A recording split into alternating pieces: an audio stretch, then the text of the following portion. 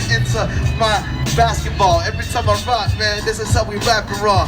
Peace to my man, now we got the camera out. Every time I spit it, cross over the... Hello, everyone. This is Josh, also known as Yashu, and you're tuning in to episode 48 of the TLOY Talks podcast. You know, we're almost to 50 right now, too, so we definitely appreciate the support and love that everyone's been checking out so far and all that, with the audio, with the visuals, with everything else, too. And, you know, we definitely have to get it started right here and all that, you know? So he's like the founder and, you know, owner of Jane Street Speaks and all that. Rapper, artist, you know, activist, like all in one and all that. We had him before on the platform back in like 2019 for one of our write-up interviews and all that. Had some like dope photos, everything else too. And his first time on the podcast. Ladies and gentlemen, we have Nathan Baya on the pod, you know? Nathan. Wagwan, what's poppin', people? It's Baya, baby, you know? Let's go. How are you doing today, man? It's been a minute, you know? It's been a minute, man. I'm doing good, brother. How are you? I'm all right, man. I mean, it's totally been a minute, you know, just like with everything going on, because last time it was like back in like 2019 and all that, when we were at a studio on Eglinton and all that, and we just kind of like linked up from there and all that, you know? Yeah, man, yeah. And Yeah, it's been a minute since then, and I'm happy you're still doing your thing, and looks like you took it to another level. You know what I mean? It's all about leveling up. That's what I'm about. I've been doing my thing too, leveling it up same way. Yeah, man. Nah, most definitely, and we'll definitely get it started right here and all that. Right. And I think just to start off, you know, focusing more on like building the community right now, because I know you're 100% still focused on like Jane Street Speaks with everything going on in Jane Finch and everything else too. So focusing more on that than on like other stuff right now with your own like personal career at the moment. Have you ever felt like it was something that you're still had to like continue on for a bit too, to keep on the legacy to help provide for the youth, or was it like holding you back, like in a sense and all that? Well, you know, like, I think when you're multi-talented, it's like more accepted now. Before it was more like just stick to one thing. Like either you rap or you sing or you dance or, you know, you play basketball. Now I think we're living in a world that allows creatives to be more creative. So I think, you know, people know me for different things. Either you know me for dance, for music, or my, you know, activist stuff. So I think like I don't let it fight it anymore. I just accept that I do a lot of things and I let the people take what they want. You know, either you're going to love me for music or for activism or whatever it is. All I know is I'm living a full life. I'm an artist. I'm in the community. You know, I'm outside and I'm just happy to be doing that. So I don't really look at it like the music is fighting the community work. And a lot of my community work is music oriented. Yeah. Right. Oh. So I think it's definitely a bit of a struggle when you got a million things to promote.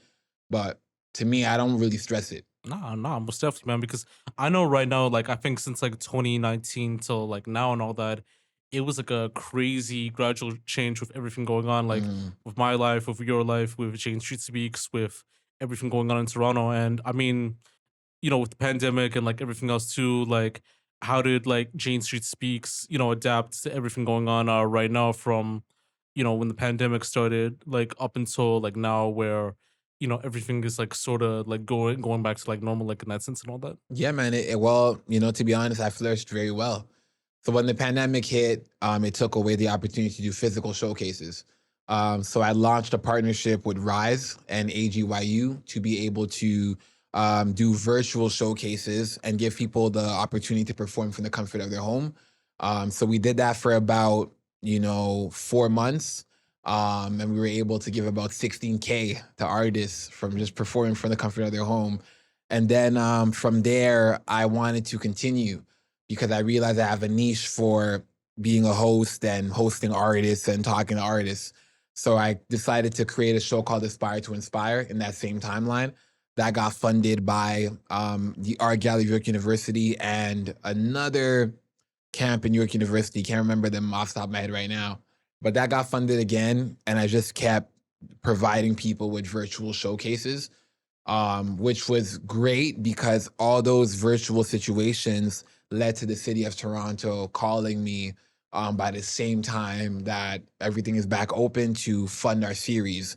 So I flourished during the pandemic by just, you know, looking at a situation and saying, okay, how can I, you know, maneuver? and performing from home was fun, and allowing other and paying others to do that was extremely fun as well. And I loved what it turned into now. So, that's just my life lesson. You always take the punches and roll with it. Yeah, no, most definitely. And I don't know if it like opened like many opportunities for other artists that sort of performed like at that time too. Like if it gained like new doors for people to perform, because I know like in some cases too, like most people have their own gradual phase like during the pandemic, and then like once they start to perform from there, other opportunities like tend to happen where they could actually perform like in front of like many people and all that, and like Right. being back like on the stage and all that too. Yeah, man. No, a lot of artists that I provided the opportunity to were able to flourish from it. Just because one, man, when you're not performing outside, it's easy to get rusty. So just having that moment where it feels like a show and they're able to organize that from their home and get creative in their own way was great for them. It was great for me. Something they can add onto their resume and they got a little change for it. It definitely blessed me because all that work led to more contracts and more projects. When Oh, people true. kind of notice that this guy's willing to do it in the midst of any obstacle, people kind of compensate you for that. No, 100% too. And, even like performing at many events since the restrictions were lifted. Because I know like with your music right now, like you just like dropped like, I think free projects like earlier, like within the year and all that. Right. And, you've been more active, like, in the community centers with some of these showcases. Did it help you be in tune with your own career as like a rapper and artist like since then? Yeah. Well, like I love the people and I perform for the people. So it definitely, good music shakes the room, So every time I perform anywhere, I'm able to get a lot of dancing in. I'm able to get a lot of good crowd engagement. And yeah, so the music has definitely been a blessing. And teaching music and teaching dance has obviously helped my craft. It just kind of keeps me in the artist sauce at all times. So yeah, I would definitely say so. Nah, 100% too. And I think like I could definitely say it from my own perspective too, with live shows coming back. It has improved, and it hasn't improved since then, because I think with the whole hasn't improved situation, I could like go devil's advocate on that. I feel like some people still have to take time to knowing more about that interactivity between the stage versus, being in that pit and all that too, because there are like instances where like many people are kind of disobeying like the whole like crowd etiquette and all that too, like with artists. But I think like for like the pros right now, I think it helped people like re-alive like their mental health like in a better state, like in that sense too. Since with the idea of performing and being like interactive, like many people being intimate with many people, Right. it has like kind of got them like in that moment too. And Yeah. even within your opinion too, with like live shows, making comeback since 2021, Yeah. do you feel like it has started to get back to normal since the pandemic? It's definitely difficult. I think the pandemic affected us in more ways than we are able to understand. I think spending that much time being distant, that much time at home has the world in a bit of a frenzy.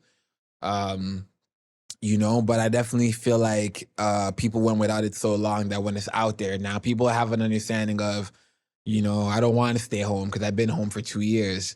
And people used to take advantage of that, right? Now I don't want to go to the show. I'm just gonna chill at the crib.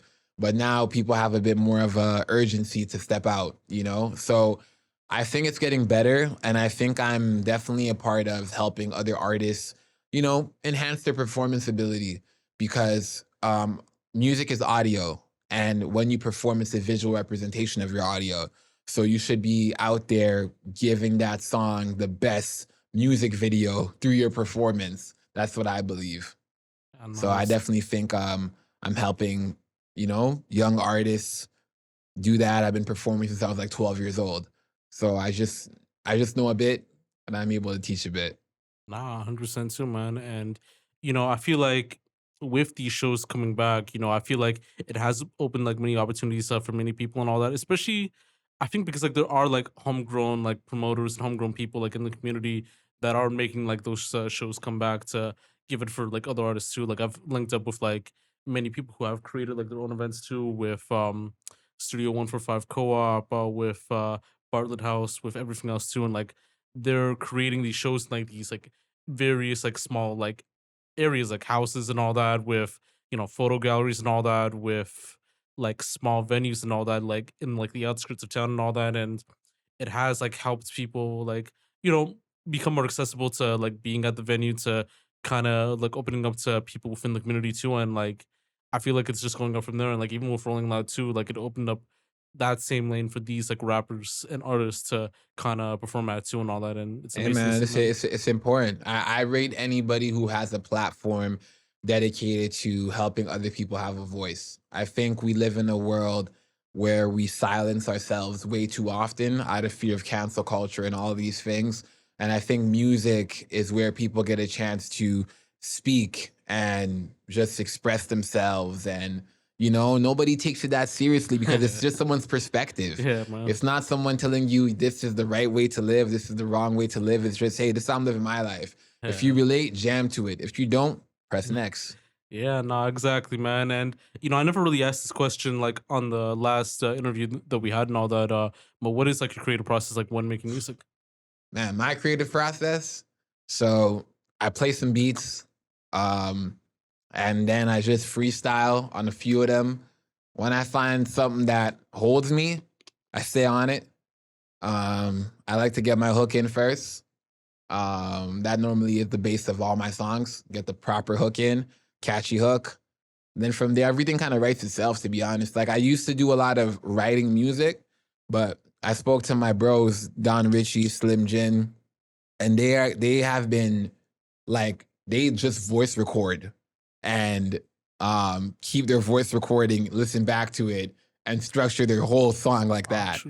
Which to me I thought was dope because now everything is so free. I don't have to write. Like you see most rappers nowadays, they're on their phone with it. Like Drake, yeah, and they're just looking at their phone while rapping, which to me counterproductive because you're actually reading. You're reading your words, trying to get your ability to read them on the rhythm. It's not gonna work in that way. It's better if you either memorize your verse and it's even fresher in your spirit if your whole time you didn't write your verse, you spoke your verse. Yeah. So it's like I'll say something dope. Okay, remember that. I might voice record it or I might just mentally make a note of it.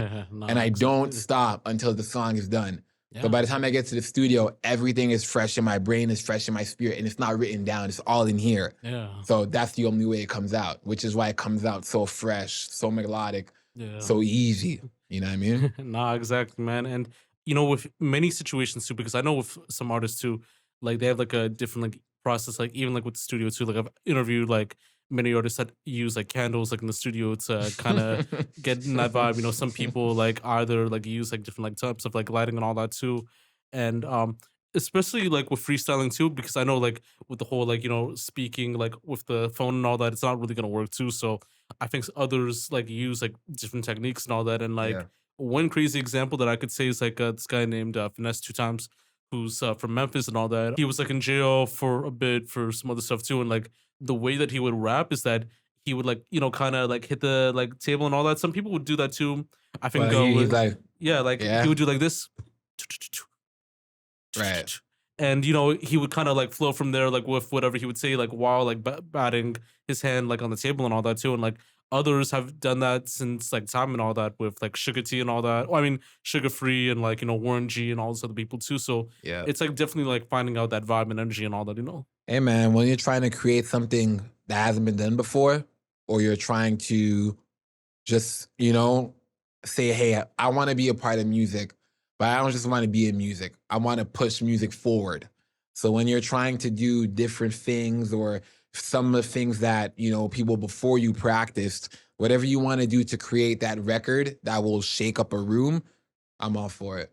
100% too. And I guess like with the studio vibe, like what's your studio vibe like and all that? Do you put the candle on? Do you kind of change lights and all that too? Do you bring many people and all that? Like No, I don't put a candle in there. No candles, no candles. Nah, for me it's more just like, man, I've been working with my guy Civilian, my engineer, since I was like 16. I'm 26 now.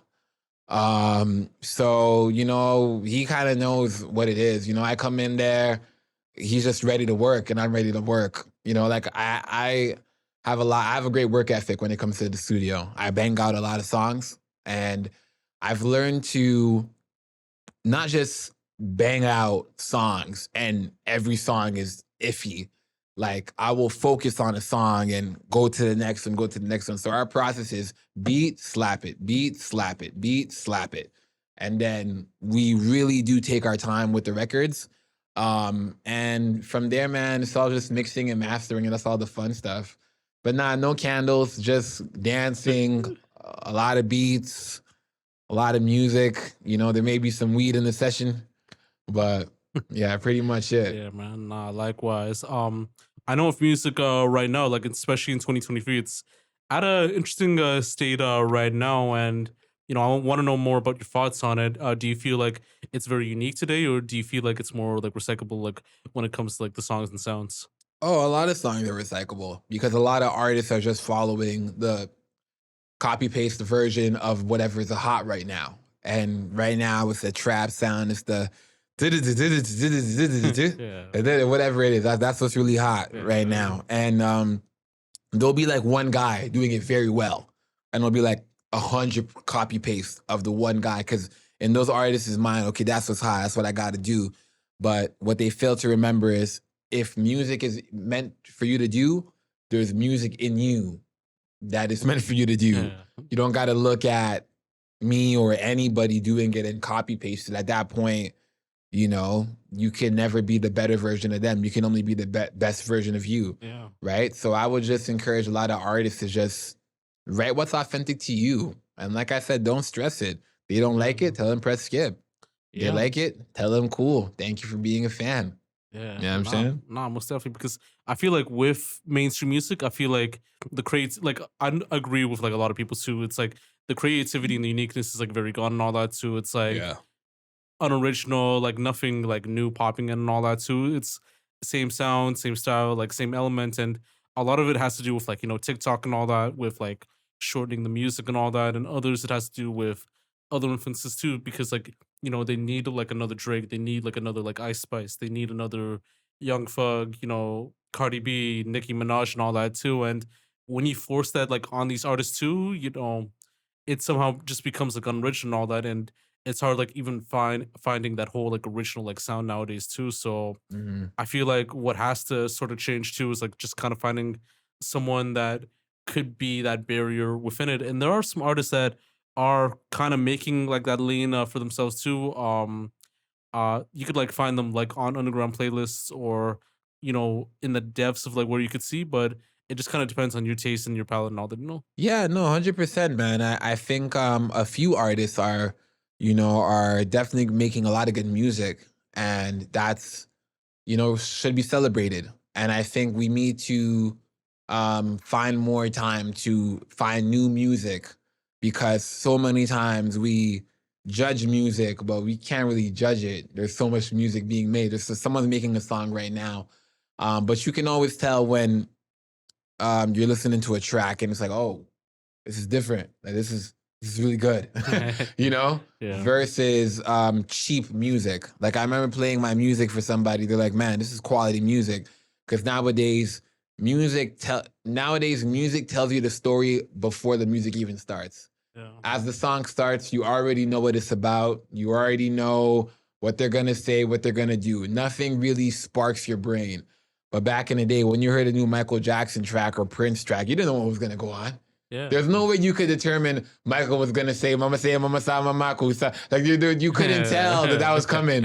Or I'm a vegetable, or whatever the heck he said in the song. Yeah. How could you determine that those parts were coming in the song? If you can't feed the baby, then don't have like, I could never tell what was going to happen, which is what kept us glued to the music, because we're just there like, yo, what else is he going to say? And everything he's saying feels so real and so relatable and it's so groovy. Yeah. Like that's when you have a good record. That's why for me, I'll go back to the 80s, 70s, and I rather mess with that music, because that music had a groove.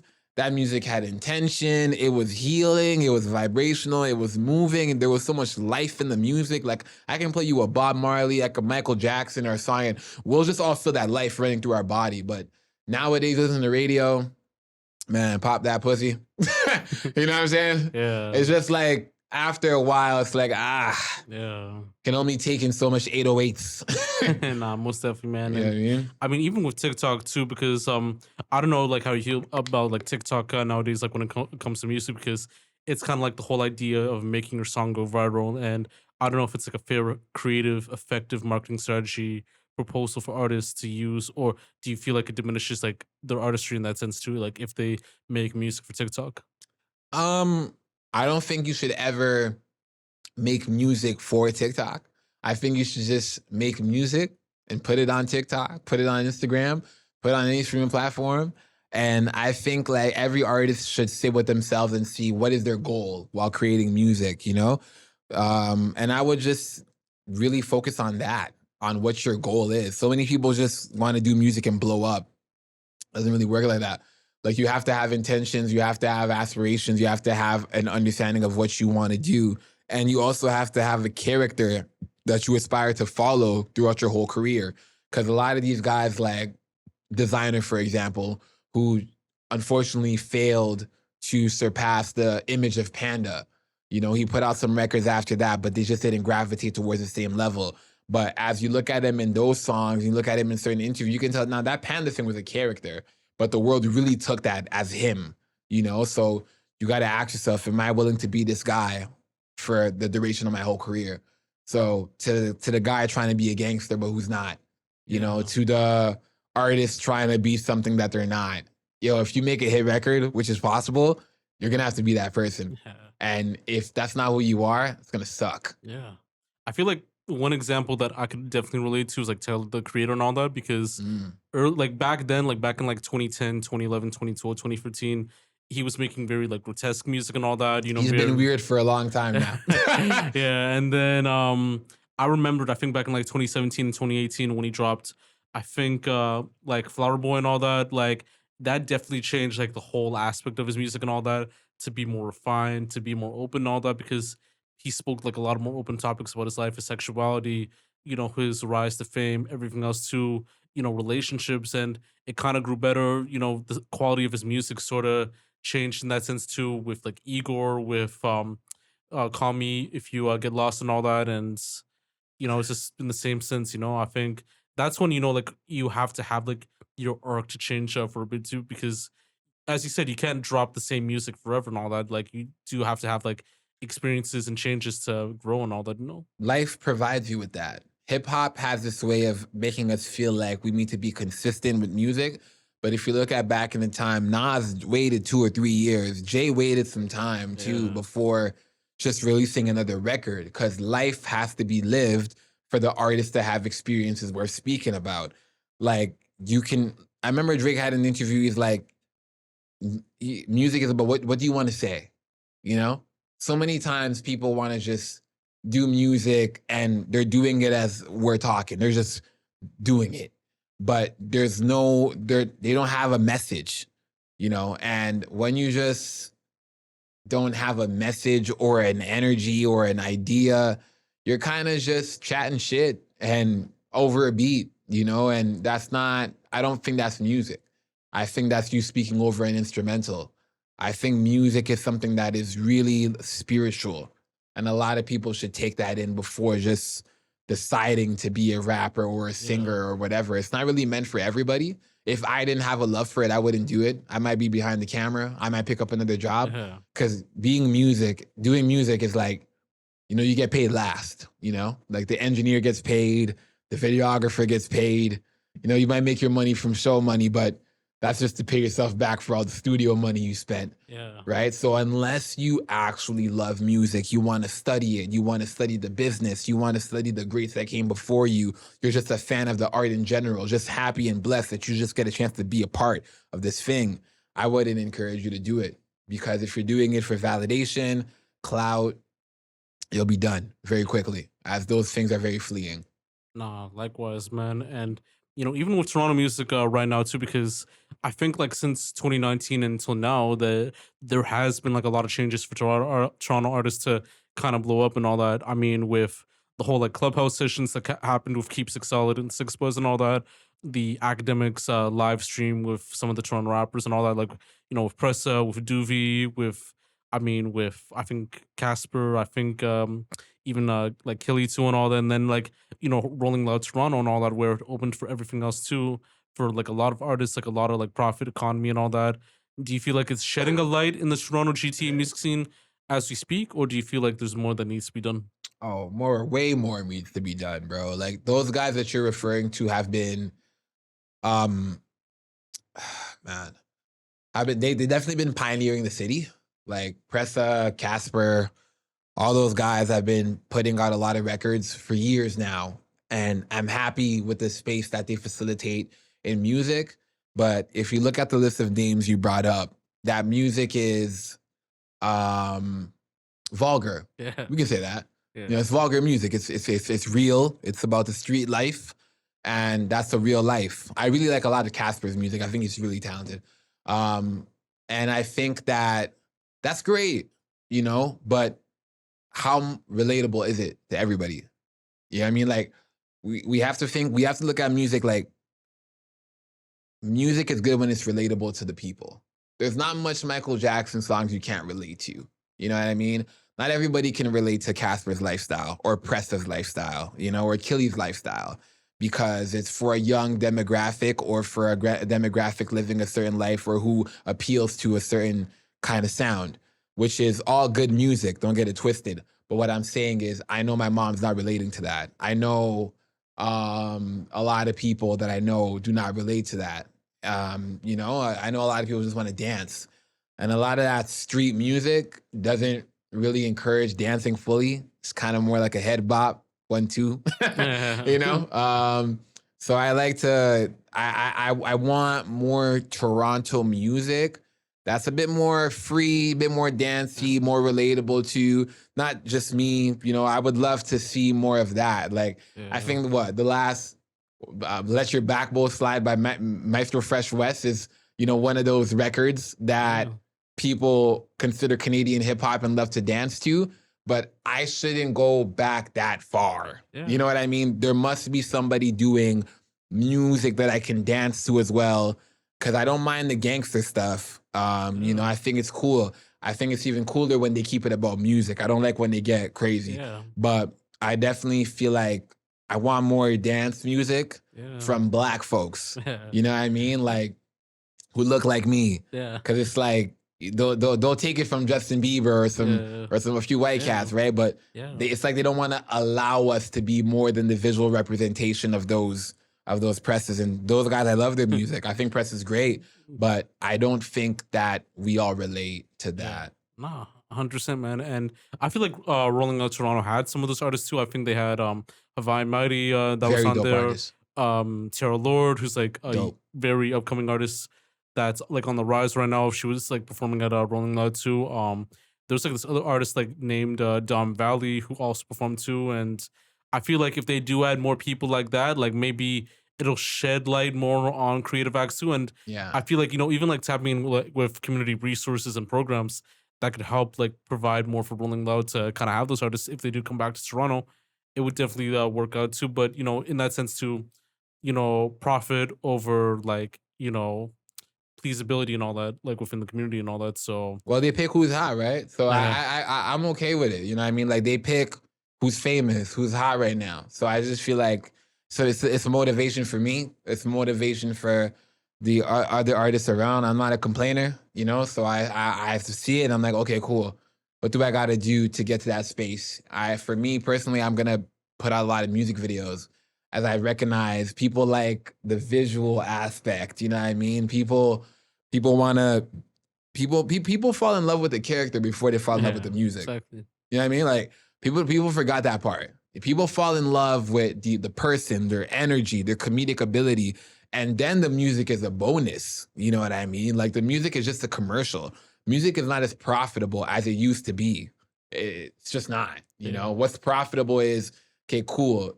People like you and you do music. How can we use your music to sell this t-shirt, to sell this, sell that, sell that? So people really should smarten up.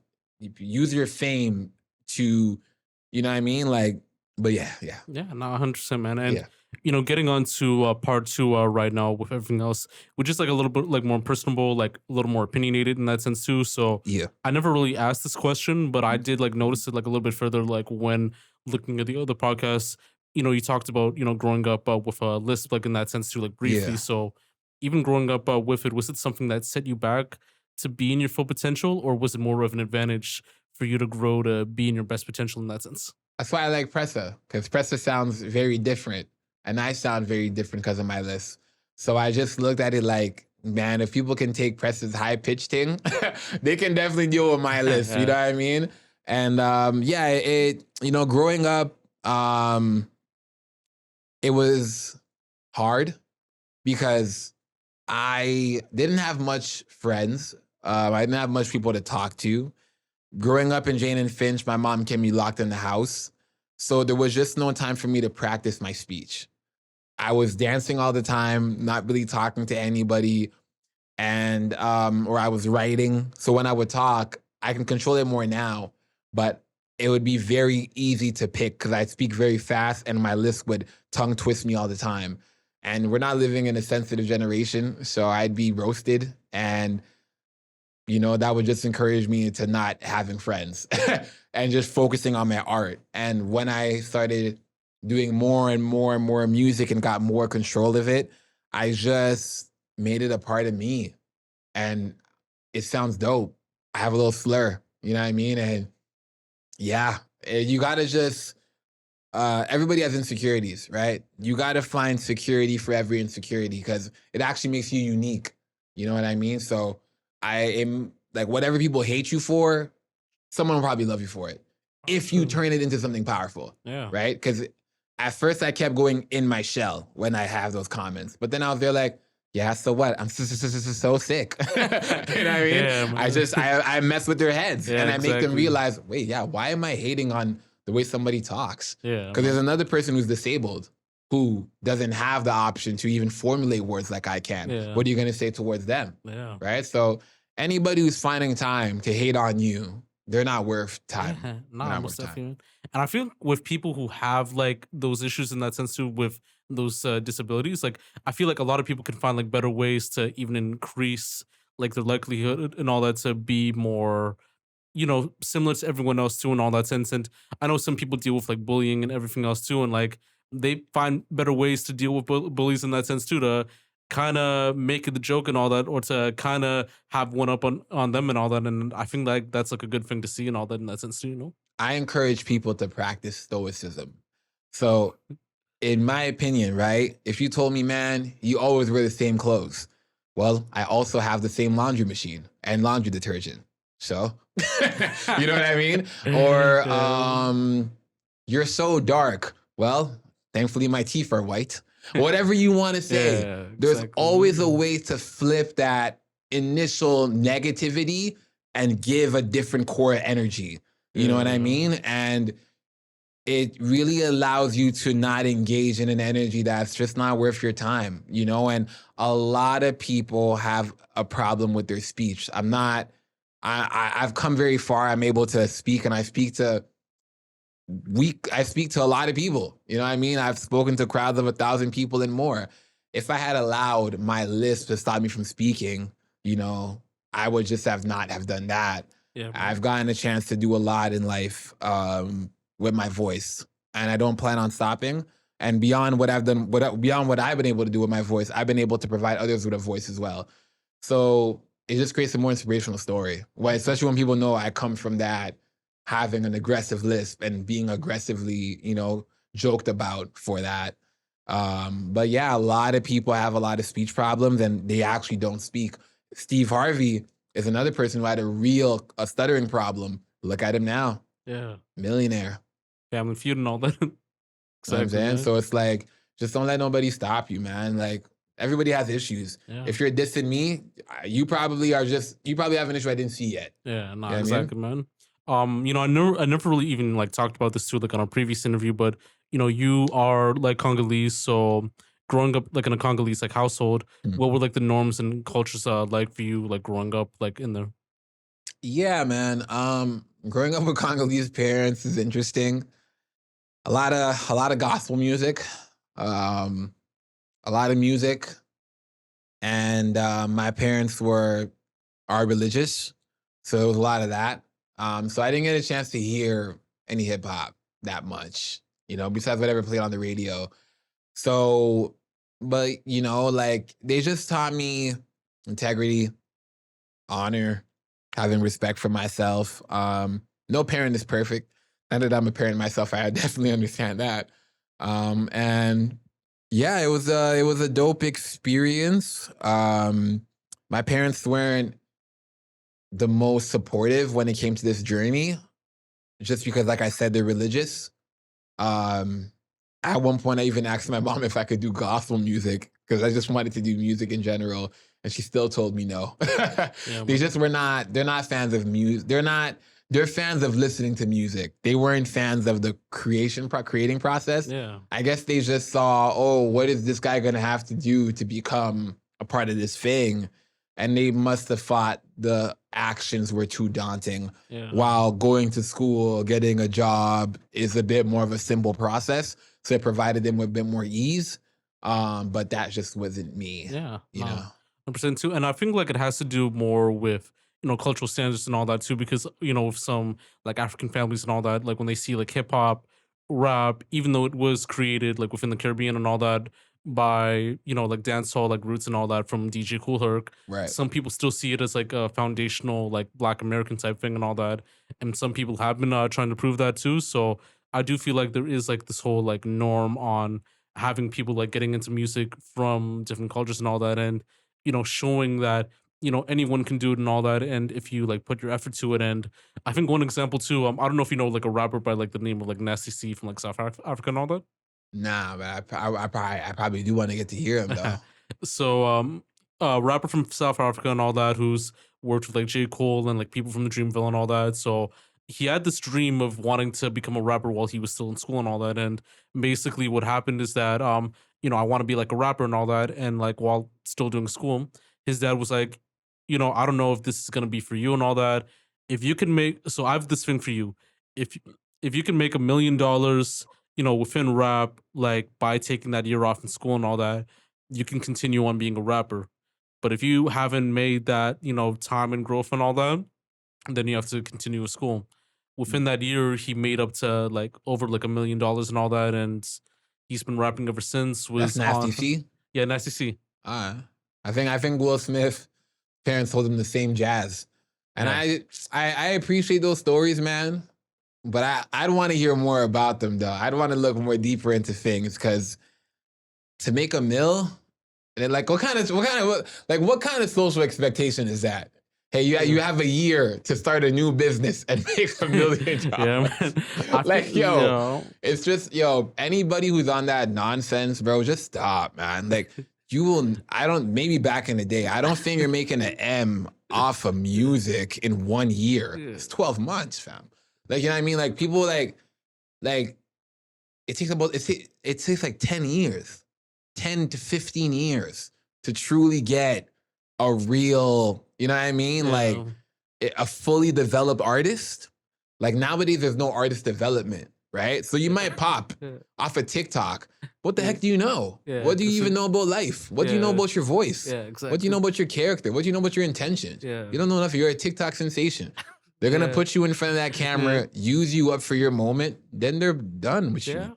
You know what I mean? So yeah, no, I would never tell my kids you have a year to figure it out or go to jail or go to school, which is like, I mean, like, what the heck is that about? Yeah. You know what I mean, oh, you didn't make the million, okay. And like that's just stupid, you know? Like I would tell my kids, do what you love. And look, either what you love is gonna make you money or it's not. Yeah, exactly. That's the truth. Yeah, man. Like I'm like you doing this podcast, I'm sure you're not getting all the money now, right? Yeah. But keep doing it. Sponsors come in. Keep doing it. Hey, can you feature my commercial in your episode? You keep going because you acquire a fan base over time by just being an authentic person, being a hardworking person, and the universe will reward you for that shit. But when you are just doing it to chase a bag, that bag actually runs away from you. Yeah. Anything you chase kind of runs away from you. Money comes to you when it's like You know what I mean? Yeah, I think in that sense too. I think they kind of looked at it like within temporary money because you can make a good amount of money from shows if you like stack it up, save it. There is like possibility of making that mill, but it's not going to be as like long lasting like net worth wise. But if you could like show it in that sense too, like it kind of works from there and all that. But I man, once again, a mill is a lot. It's hard for people to make their first million. It's really a lot. I think nowadays with music to make a mill, man, yeah, I guess if you're charging 50,000 a show, yeah, but once again, I don't really know who's getting 50K for a performance as a local artist. It's kind of, I'm not a dream killer, man. You know what I mean? Do what you do. But I know for me, like, I don't focus on the mill, so I know the mill will come to me. Yeah, no. I'm just focused on doing what I love and helping people. And I think that's what people need to focus on. Yeah. You can't take the money with you when you die, right? Yeah. But you leave a long, good, lasting legacy, people will take care of things for you. People will remember what you did and what you poured into the world. Like, we still talk about Tupac and MJ as if they're still around us. But that's just because they left so much work behind that it spoke to so many people, right? And once again, relatable music. Yeah. Dear Mama, we all can relate to that. Exactly, Keep Your Head Up, we all can relate to that. These new Toronto records, not many people can relate to that. You know what I mean? So that's what I meant. 100%, man. And, getting more onto the whole, like, Jane Finch situation, too. I've noticed, like, within, like, years to come and all that, I noticed that there was, like, this weird, like, tension between, like, North Side Jane and South Side Jane and all that, too. Like, with the music and stuff like that. I feel like it is persistent with your music, but, like, I didn't really know this, like, further until, like, 2019, 2020, 2021 and all that. Being a person from there and all that, how did that issue come about, and why is it like still like a persistent issue to this day and all that? Bro, I'm like, that's the thing, man. I grew up in the area and all that drama was happening around me, but I had nothing to do with that stuff. I was just, like I said, I grew up October Memorial 15. For the first 15 years of my life, my mom kept me sheltered. So I wasn't outside for any of those gangsterisms. Yeah. I wasn't outside for that. So the way it affected me was, it's like, oh, your area is dangerous. And, so there's this level of fear. Go to school, right back to here. Go to here, right back. There's no time for you to just go on a walk and just enjoy the nature and all of these things, because you could be a standby. And, it messed me up like that. But once again, it just kind of forced me and fueled me to say, you know what, there's more to my community than this. And you guys pump way too much attention on this stuff. It's like when Tupac was going through what he was going through. Vibe magazine, all of those magazines, they fueled that beef by making it a marketing scheme, not understanding that lives are being lost behind this. It's like when it was Gully versus Gaza, back in when Cartel and Movado did a war. Like, to some people, it was just music. Some people, that was real life. Yeah. A lot of people lost their life from musical wars. Yeah. But it's because of how much it was pumped up into them, right? Yeah. So Jane and Finch is no different than another area where white folks kill themselves too or sell drugs too. It's just the camera is so focused that you only see that part. But when guys like me are doing community work, nobody's around because it doesn't sell as much. Yeah. It sells more to say this black guy shot this guy, and, Exactly. but when it's like, yo, Nathan Baya came through, he did a homeless drive, he did this, that, and third, who cares about that shit? You know what I mean? So it's like, it's whatever. Yeah. All those guys are just lost. Yeah. You know what I mean? Exactly. Yeah, I think in many situations too, because, no one really analyzes the community and idea with it, because, Jane and Finch, it's close to York University too, and there is like, contributions within that area from York and all that to help out with the people, within, low community funding. There is like stuff for the community center to have like like studios, as you mentioned too, and like past interviews too, and like music programs, and it is an amazing thing to see and all that, but like not a lot of platforms are showcasing that, and like you don't see like Six Buzz or Keep Six Solid or like Real Toronto News like even like posting the programs that the Jane and Finch Community Center or these like small theater like apartments and areas are hosting, but like they'll post the whole like north side, south side situation too and all that. And Well, they should feel ashamed of themselves. Yeah. They should feel ashamed of themselves because after a while, Yeah. when you have a platform, you must take some responsibility. And, like, this is a small city. So it feels big, but it's Yeah. small. And when these guys just promote things that influence the people poorly, they know what they're doing. They're getting the numbers from it, But take that same platform and post about a program, post about an artist who has a dope message and a dope song. You know what I mean? Like, I think I've seen them post a few artists like the Hawaii Mighties and I appreciate that. But I think if like all you're doing is posting people out of character, it's like, man, because those people are going to grow up one day. And that embarrassing moment that they could have had be personal is now out in the world. Yeah. And a character is formed from it. Yeah, exactly. Now, other people are going to see that, think that speaks for Toronto, or think that that's what they should aspire to be. Yeah. And I think those things are truly unfortunate. Yeah, nah, 100% too. And, leads to a whole idea of like gentrification and everything else too. So I know with Jane and Finch, like there is like some gentrification happening with the Connections area. They tore down and all that. I think some parts of Driftwood had been changed. Do you feel like that the gentrification and the change of cost of living has ruined the area or Toronto, like in general? Well, gentrification does suck.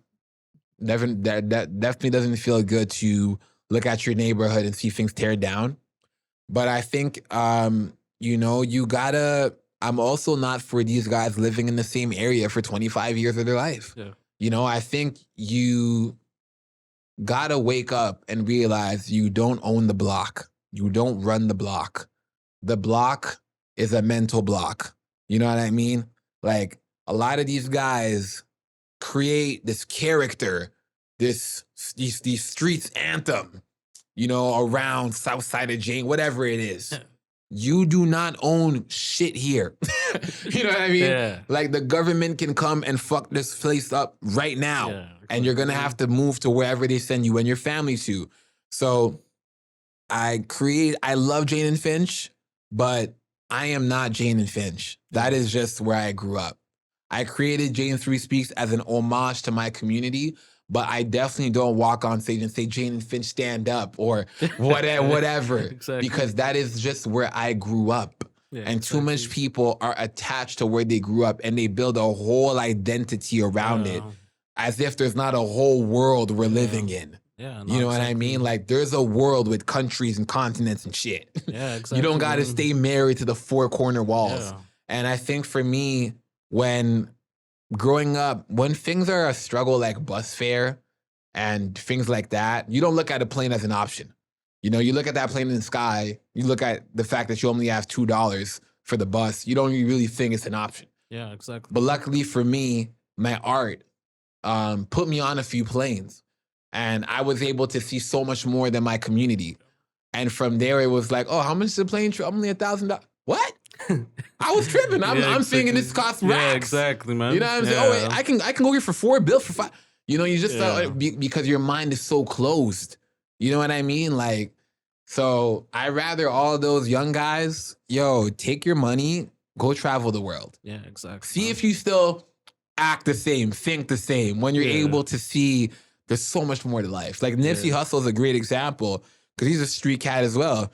But he went to Africa and he was able to go see things. And you can tell how much that shaped him as an entrepreneur, shaped him as a person. And a lot of these African or Caribbean children are here identifying with Canada and Toronto, forgetting their roots, forgetting why their parents struggled to bring them here. And, like, do what you want, man, but don't stay married to one community. Yeah, It won't exactly. serve you. Yeah, no, exactly. And I definitely agree with this idea of, you have to be more than like Jane and Finch and all Come that, on, man, of course. Like I think one example, it's out of, here and all that, but O Block and all that in Chicago and all that, because a lot of people still glamorize like O Block till this day and all that. Since King Von died, like a lot of these kids and a lot of these people glamorize it with interviews, with documentaries, with other stuff too, even though it's gonna be like tore down and all that, and but like by like another like realtor and all that. But there are like actual people that love like Chief Keef, Little Durk, King Von, and all that go to O Block till this day and treat it like a tourist spot and all that. Taking photos, meeting up with the people, like even media platforms like No Jumper went to O Block and all that, and it's still like a crazy thing to this day because an area where a lot of like low income and a lot of people who are in like subsidized housing and all that, they live there, they have different conditions, they're being treated like zoo creatures and all that by these people, like recording stuff, taking photos of these people and all that, and it's like a crazy thing to see and all that. Yo, you're celebrating death. Like, Yeah. you know what I mean? Like, Chief Keef might be still alive, Yeah. but there's a lot of people who died around him. You know what I mean? And that's no shot to Chief. This is just what happens when I claim O Block or you claim L Block or whatever, whatever you claim. Now our blocks are this, or we're fighting because what are we fighting for? Yeah, exactly. More status? Like, do you have a SIN card? Do you have a job resume? Can you read? Exactly, like all of these man. things that are actually important. Exactly. You know what I mean? Like that will propel your life. Yeah. You know what I mean? I can't put O Block on my resume and feed my kids, man. Like, you know what I mean? Like, so it's like these guys, man, I think this is what happens, right? There'll be like the one famous guy right here, right? 20 dudes around the one famous guy. Those other 20 dudes, they have to find importance in the crew. 50 Cent spoke about this before. So those 20 guys, they'll create violence. They'll create drama to protect the main guy. The main guy doesn't really need their protection, but because they don't have worth, they must create their worth. So they create problems, and then they take care of the same problems that they create. So it's unnecessary. You know what I mean? That's why in those music videos, it's one guy, but 20 guys dancing. All those guys are not the main artists. They're not the main act, but they're there spending all their time around the main thing because it makes them feel important. Yeah. So to me, it's like, yo, it was cute at first, man, but you gotta. Yeah. Because imagine if like Jane and Finch, like anywhere and all that, like I could drive around in a tourist bus, like, hey guys, we're gonna go all the way to Jane and Finch. We're gonna go to where Doovie shot his music video, where Pressa shot his music video, where, Bundog saw like a dead body and all that. And you get these people like interested and you treat it like a zoo rather than, treating it as a community where people like live there, people have to live, take rest, deal with all these issues, go to the community center. And that's what most people don't understand too, because they feel like it's just some zoo rather than, where people live and all that. And I think there has to be people to tell them that, this is where we're living, like this is what has to be changed and all that, to kind of understand like why we're living this way and all that, why the community is like not at its best and all that. And it takes time and all that, it's like, don't glamorize like an area that I'm only gonna live in like temporary and all that, so yeah, well, man, it's interesting, because it's like I always say I don't mind the content because the content speaks to the quality of the area. Yeah, exactly. So if you change the area, then the content will change. Yeah, exactly. So all these guys are speaking about their real life experience, which I don't joke about. I think it's really real. I'm more just afraid for the artist that this is not their real life. And then I'm also concerned for everybody because if this is your real life and you're talking about it on music, you know what's next, right? Yeah, exactly. So it's like, I just don't think these things are things to glorify. I think your average gangster back in the 70s or 80s or whatever, and I'm like, they didn't really talk on camera. They didn't really show themselves. Yeah, exactly. But nowadays, people are killing themselves, right? To create a persona for their music.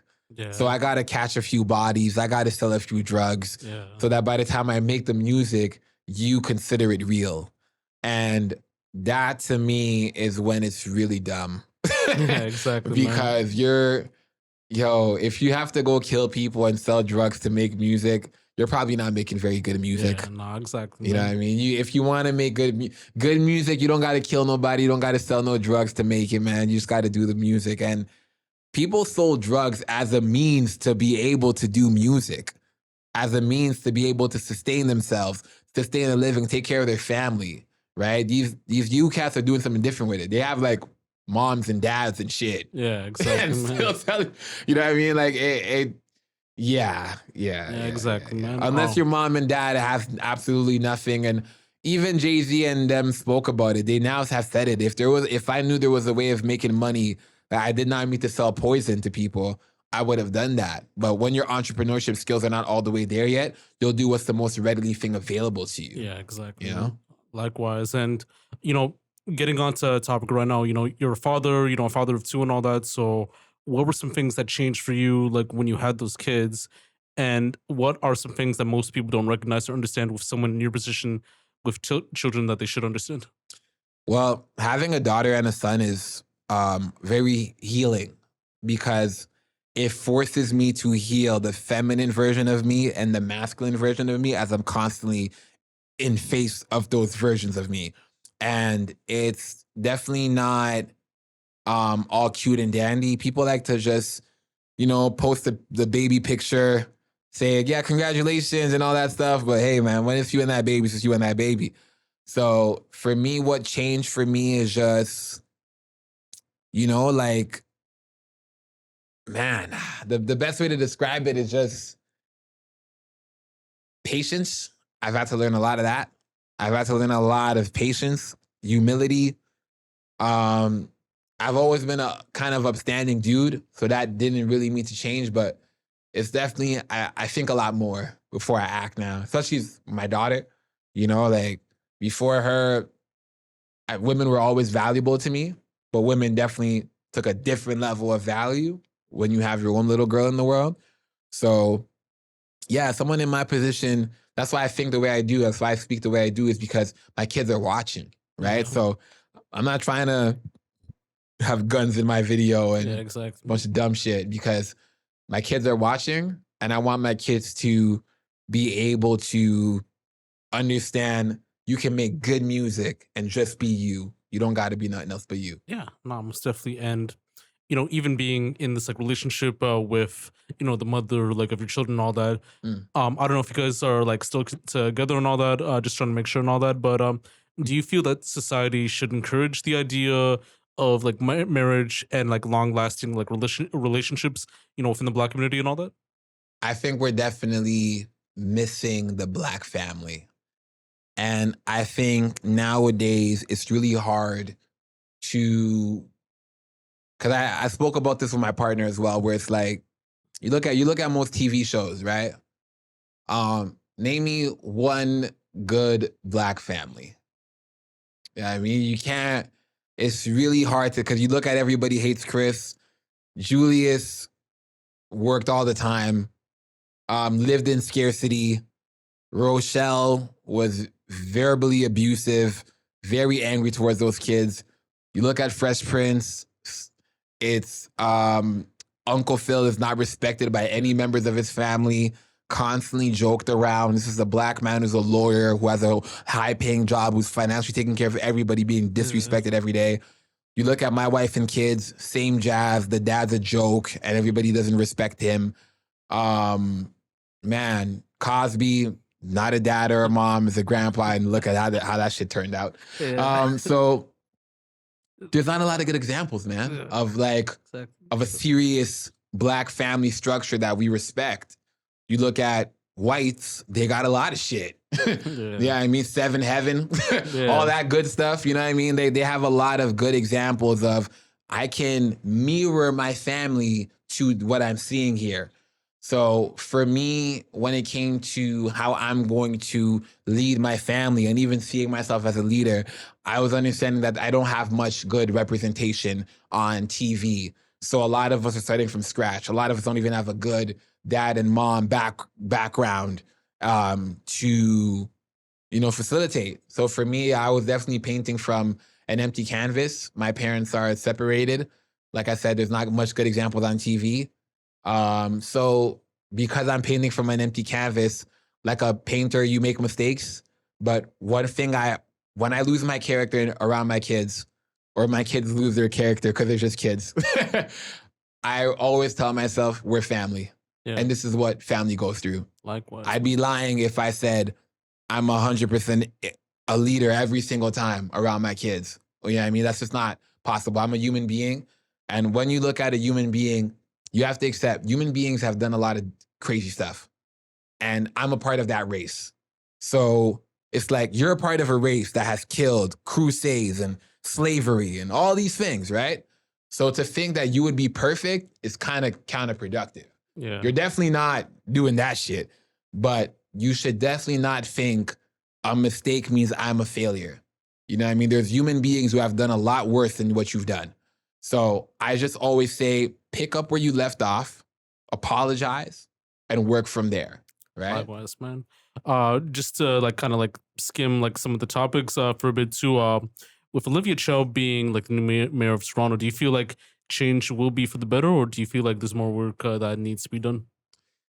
Yeah, my journey with politicians is funny. I just end up meeting them throughout my career. Yeah. But Olivia Chow, I think I'm happy to see a woman in that position. I think for my daughter, it makes me happy. I definitely think she will bring some light to the situation. But the power is in the people, man. Don't wait on no politician or nobody. The power is in the people. If the people want change, make the people make it happen. Because we run things. We don't understand. We give Six Buzz. We give all these people. We give them a platform. If we all decided that, hey, I'm going to have my this and I'm going to have my that, it would happen, right? Yeah. So I look forward to the change that Olivia Chow will create, but I know that the change is on me. So I'm not really waiting on anybody. Likewise, man. And do you have any regrets in your life or of your own, or do you regret nothing? I think regrets to me is like thinking in the past, right? And the more I've been reading this book called The Power of Now. I can't remember the name of the author exactly, but he speaks a lot about identifying with the present moment, that the past has already happened and the future hasn't happened yet, but the present is a present. So in life, it's very easy. If you think about your past, you're only going to go back to the negative stuff. You know what I mean? Like, really rarely do people think about their past and they bring out some good stuff. Maybe when they're going through a nostalgia moment with a good friend, but a lot of the past is, oh, this happened to me, that happened to me, exactly. right? And a lot of the future is, I need this to be happy and I need that to be happy. And when this happens for me, but if you're always living in the past and you're always living in the future, are you ever present, right? So I have no regrets. I think everything happened the way it was supposed to. And when I make those mistakes, I understand that's the only way to learn. Oh, true. You know what I mean? Like that's what school doesn't teach you. You make mistakes, you learn a life lesson, and that is a blessing. You got to experience that. You know what I mean? You're still alive, learn from it. And then now when someone is going through it or they went through it and they're struggling to forgive themselves for what they did, you're able to say, hey, man, I did it too. It felt terrible, but I moved on and I grew from that. And anybody can grow. No, definitely. I definitely agree with you, man. And it is something to kind of follow through and to even take lead on. And it's something that should be in charge and all that, So. Hundo, man. And what's next for you in terms of any other music, creative projects, or showcases and so forth? And do you have any closing remarks you'd like to say? Yeah. So I got Party on Baya happening on August 26th. It's going to happen this Saturday. This Party on Baya, I'm collaborating with my organization, James B. Speaks. We're going to make it an open mic style. Doors open at 7. Doors open at 6. The show starts at 7. And it's going to be a lit vibe, man. I think Party on Baya has been a series I did every year to celebrate my life. And not only my life, but the life of all Black creatives. As I started this series at a time that a lot of us were dying, to be honest. And I just felt like we always hear so much about death. You know what I mean? Especially when you come from Jane and Finch. But I'm like, yo, we don't celebrate life enough. So it's just a good time to celebrate music, dance, community, and culture, and everything I've been able to do. So I look forward to Saturday. And yeah, I got 3 albums: Baya, Baya Baby, and Baya Mode. I always say my last name is really pricey and catchy because Baya Cinema, Baya this, Baya that. I'm gonna work on it. But yeah, man, I got music out. I got shows coming out, man. You gotta just follow me, and I'm gonna have my own podcast soon too. You know what I mean? Because I love engaging in conversation and bringing authentic truths to the world. Yeah, man. No, we definitely got to see that too. I'll definitely like tap in for sure and all that. I'll bring you as a guest on my show. Yeah, man. Yo, so Nathan, thank you for Of pulling course, up and all brother. that. Likewise, it was a pleasure having you on again and all that. And we'll definitely tap in more discussion, more everything and all that. And yeah, man. And this is Josh, also known as Yashu, episode 48 of TLOY Talks. You can get it on any other platform: Spotify, YouTube, Apple Podcasts, Buzzsprout. I always say this every other time, but definitely tap into those and all that, and definitely tap into Nathan Baya and all that. Check Bam, out his bam. music, everything else too, and that's a wrap, man. Josh, also known as Yashu, TLY Talks, episode 48. We're done. Boom.